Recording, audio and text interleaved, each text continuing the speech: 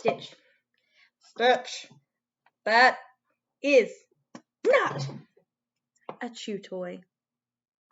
Hey everyone, it's Miss McNeese here.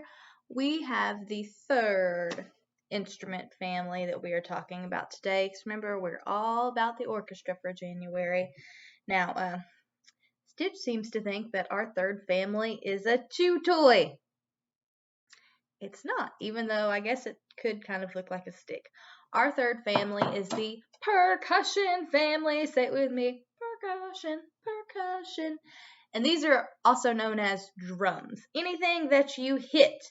It could be maybe with a drumstick like this, or a mallet, as we call them if they've got a little ball on the end. Sometimes the balls are made out of rubber, sometimes they're made out of wood. It just depends. This one is like a hard plastic, so it makes pretty loud noise. Sometimes drumsticks, the ones that you use on like snare drums and stuff, they're going to have more of a rounded, pointy tip on the end that you can use to roll better. Now, it doesn't have to just be a stick. You can hit it with your hands. Anything that you hit together. It could even be another instrument. Anything that has to hit or smash or crash like a cymbal to make its noise is going to be a percussion instrument. Now, I've got a poster over here. Stitch, you gotta get out of the way again, bud. These are all going to be some examples of percussion instruments. If you've ever seen like a rock and roll band or something, a drum set is a common one that's used, and it uses lots of different drums. You've got bass drum, you've got snare drums, you've got kick drums, you've got cymbals. All of those have to work together to make noise. Xylophones, like this over here, are also percussion instruments, even though they look totally different. You still have to use a mallet to strike the bars, and it vibrates, and that's what makes our sound for them. Maracas are common. Those are ones that you're going to hold in your hand. Now, you're not going to use a stick on a maraca, though. I don't have an actual maraca, but I do have a shaker here, which is made similar like a maraca. Inside my shaker, there are lots of little beads. When I move the outside, the beans move together. They hit against each other, they hit against the plastic, and it makes our sound. So that would be a percussion instrument as well. We've talked about tambourines before, even on some of our videos. The little bells next to them, they hit against each other, and they make noise. You can also use your hands, and you strike or pat the canvas, and it makes them make noise as well. What else do we have on here? A triangle. We're not just calling people to dinner. Use that a lot in our orchestra as well. Now this is a timpani drum. It's a special kind of drum because where all of our other guys, they're non-pitched. It means that they don't make any certain notes when you hit them. Timpani and xylophone are going to be different because you can change the notes that this drum makes. So it can make a higher note or a lower note or one in between, just depending on what piece of music you're playing.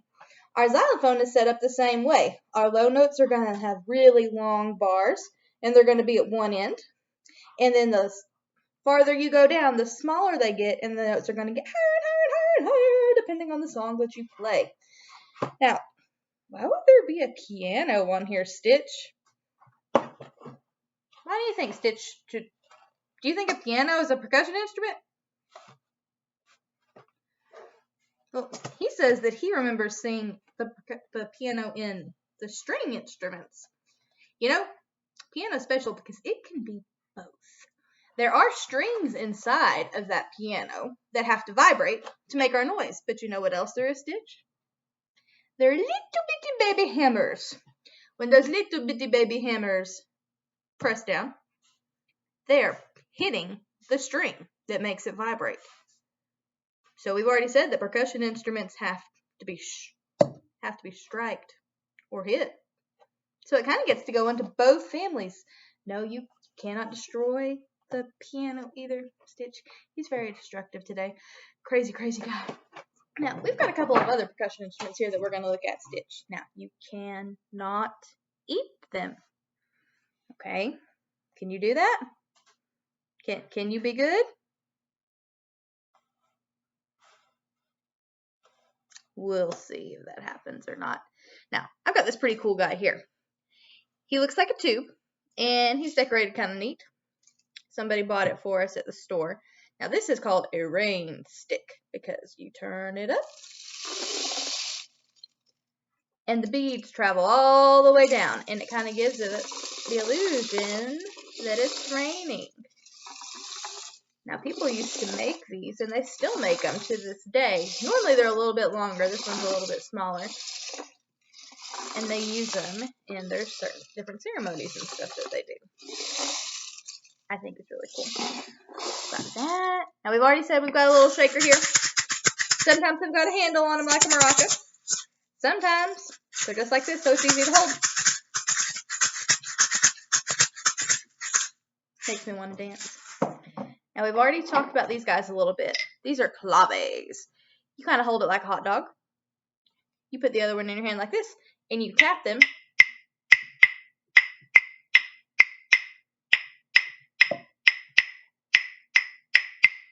Together. And they make their own special kind of sound. It's kind of a higher pitch than some of our other instruments. I like them. They're a lot of fun to play with. Now this is a wood block. Ta-da! You can use your hands with it if you want. But it's going to give us a higher pitch sound too if we use mallets on it, or sticks.